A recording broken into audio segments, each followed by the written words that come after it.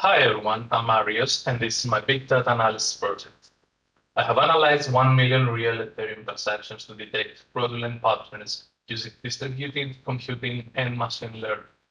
The result is that I have identified nearly 50,000 anomalies and detected patterns suggesting coordinated activity among 127 addresses. So let's get to it. So this is my repository of the project. My approach has 4 phases. The first phase is data ingestion. I have queried 1 million Ethereum transactions from Google BigQuery. The data includes sender, receiver, transaction, value, gas price, and timestamp. On phase 2, we feature engineering. I have computed transaction frequency per address, value distributions, and temporal activity patterns. For phase 3, I moved on to batch analysis using PySpark. So I have applied isolation forest and local outlier factor algorithms to detect anomalies.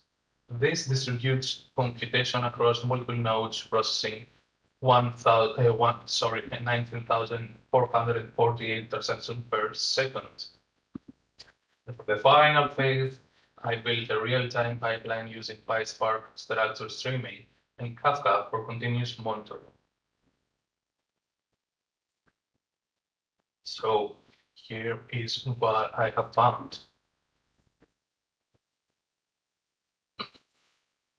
49,912 anomalies detected out of 1 million transactions, which is 4.99%, which is actually nearly 50,000 transactions flagged as statistically unusual. The processing speed was 51.2 seconds total, so on a single machine, this would take hours. PySpark that have processed 90,448 transactions per second.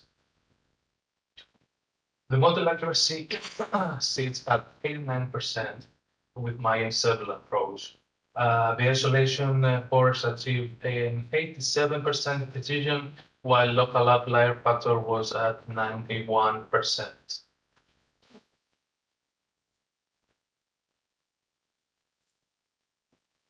More interestingly, I identified 127 addresses exhibiting coordinated activity pattern. They show similar temporal behavior and transaction signatures. The address with the highest anomaly has scored 2,847 flagged transactions. While I cannot confirm this is fraud without further investigation, the pattern is statistically significant.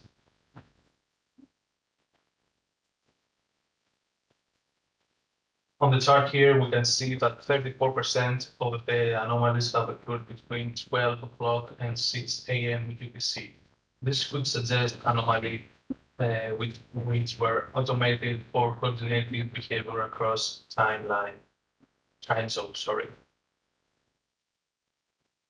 And let's move on to the actual results.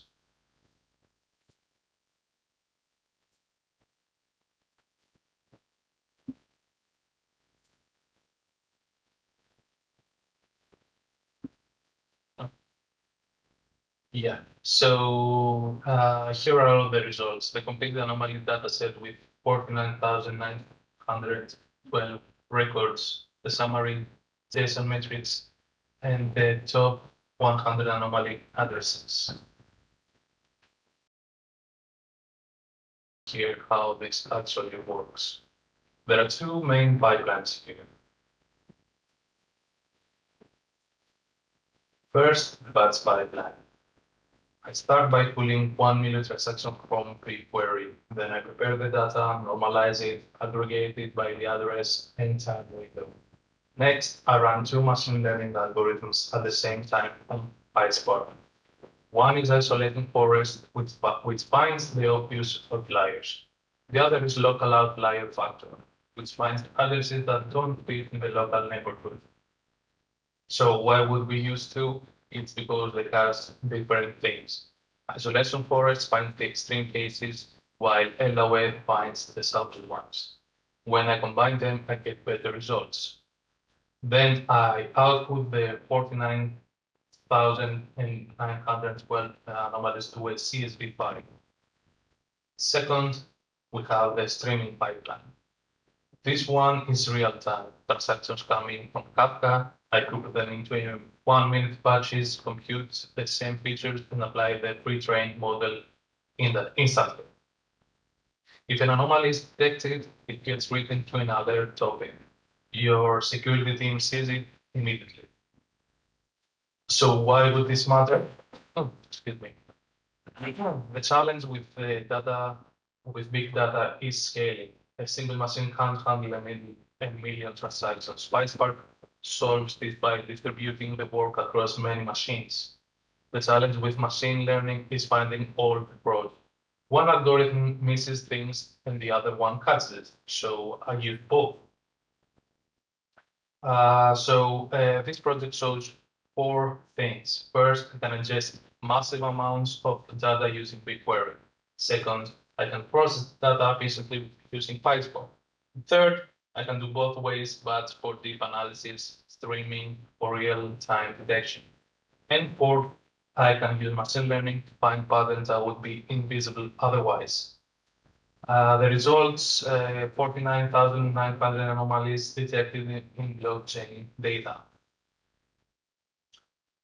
And this needs to be investigated further, but the system found it.